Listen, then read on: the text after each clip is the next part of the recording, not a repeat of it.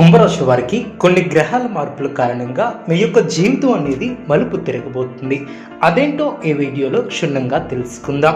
ధనిష్ట 3-4 పాదములు లేదా శతభిషం 1-2-3-4 పాదములు లేదా పూర్వభద్ర 1-2-3 పాదముల్లో జన్మించిన వారు కుంభరాశికి చెందే దినం. ఈ యొక్క రాశి వ్యక్తులకు తమ శక్తి సామర్థ్యాలు బాగా తెలుసు. వీరు ఆస్తి గౌరవాన్ని ఇష్టపడతారు. వీరు తాము చేయాలనుకున్నటువంటి పని విషయంలో కృతనిశ్చయంతో ఉంటారు.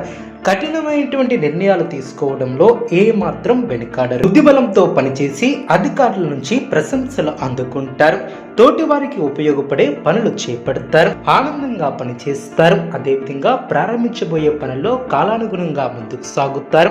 నూతన వస్తువులను కొనుగోలు చేస్తారు. నిదానమే ప్రధానం అన్న వాక్యాన్ని దృష్టిలో ఉంచుకుని ముందుకు సాగుతారు. అదేవిధంగా ఆటంకాలను అధిగమిస్తారు.